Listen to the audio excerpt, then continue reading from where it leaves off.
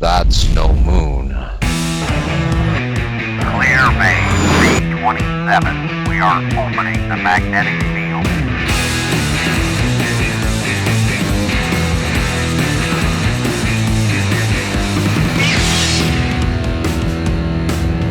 Hello there, and welcome to Docking Bay 327. Today, we're going to look at a few different types of weathering techniques on some piping that I built, and I'll show you how I did that, the painting, and then the installation, and what it looks like. I gotta be honest with you guys, I've been in this room like this, pretty close to this, for at least a year, maybe longer.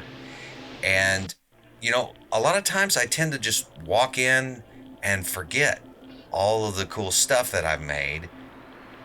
And other times, all I see are the gaps that haven't been filled yet. You know, all the little spaces, because there's still plenty of little nooks and crannies in this room on the walls and stuff that haven't been, greeblified. So, you know, a lot of times, more often than I like to admit, I do focus more on those areas than just trying to, enjoy the room in all its Star Wars glory. So anyway, today we're going to cover one of those spots that was basically a gap filler. And this was one that I built kind of on the fly. So I've got some footage of me putting it together and kind of thinking through that process, and we can look at that together. So let's get to it. Hopefully by now you've seen my videos for the floor grate and the video for the stone stucco wall. So the gap I'm referring to is in between the bottom of the stone wall and the floor grates. As you can see here, not only is the space showing the old wall, but both the outlets. We'll get to that in a bit. Now, I intentionally left this gap because it was just easier to make the cutouts for the outlets in the stone wall this way and set the wall on top, rather than cutting the holes exactly to size and then trying to line them up perfectly. Plus, I knew I could create a panel or something to fill in the gap later. This was also a unique build because, as you know from my other videos, I usually build out the design in Illustrator first before I ever start making anything. This time though, I took some quick measurements, grabbed some MDF and some PVC, and started laying out what I thought would look good. I had some leftover chalkboard MDF and a 1x3 board, so I started by cutting the pieces to fit the space and then used pocket screws to attach the MDF to the board. Next, I grabbed some PVC pipe, elbows, and a couple connectors to create an interesting design. I drilled some holes into the MDF panel using my hole saw for the elbows to fit into and connected them all together. Before I went any further, I did a quick test fit to make sure that it would slide into the space that I had. Thankfully, in doing this, I realized that the coupling that I had chosen wasn't actually going to fit because of the spacing on the outlets on the wall. So I had to replace that with just a standard connector. I also realized that anything below the piping on that panel wouldn't even be seen because it's going to slide down in between the wall and the floor grates. Knowing that, I kept it minimal and just focused on the portion above the piping. I found this really cool electrical conduit at Lowe's. It has a great shape, is very flexible and lightweight, so it's easy to cut. It's pretty inexpensive too. I got this whole roll for like $10. I'll leave a link in the description below. Once I had everything attached, it was time to paint. I used my go-to metallic silver for the pipes and the dark gray on the panels.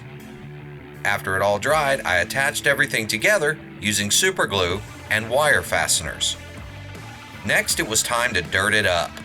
I got this trick from Brian Thompson to use a makeup brush to feather out the black paint to give it a more natural, worn look, like the pipes had been there for years. I also used the old silver Sharpie technique to add some scratches to certain areas as if the metal was showing through.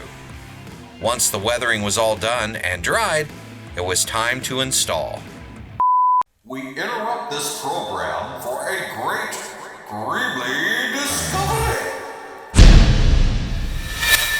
So if you're wondering about the outlets, I actually use these electrical boxes to cover them up. These are great because not too many people notice or recognize them when they're flipped around, and they come in all kinds of different sizes and shapes. It makes a great Star Wars Greebly. I added some bits from an old tank model kit along with some random Greeblies in my bin, painted them the copper to match with the piping on the stone wall, dirted them up, and used wire loom to hide the cords. This has been a Great Greebly Discovery. And here's the final product. I have to say that this is about more than just filling in the gaps. It's also about layering. As you look at this build, notice how the different depths give it an authentic feel and provide the lights different areas to cast reflections and shadows, all put together to enhance the display.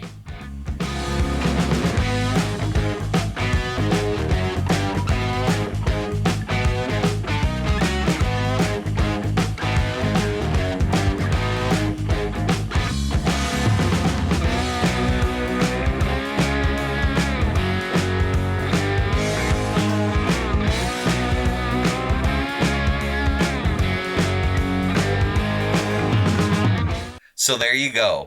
Some cool piping to fill in the gaps, add some extra depth, some cool weathering techniques using a makeup brush of all things, and a silver Sharpie. Now, of course, most of it is hidden by Han and Carbonite, so you really can't see it at first glance. But if you walk up to him and you look around, you see that it's all filled in and looks authentic and just brings the overall display together and makes you truly feel like you're in a galaxy far, far away. Hope you liked this video. If you did, give me a thumbs up. If you haven't subscribed already, please do so. And if you live in the States and are going to be celebrating Thanksgiving next week, I hope that you have a great time with your family and friends. I'm actually taking next week off as well so that I can do the same and of course, work on my next build. So, I'll see you in a couple weeks, and until then, build with what you know, and figure out the rest.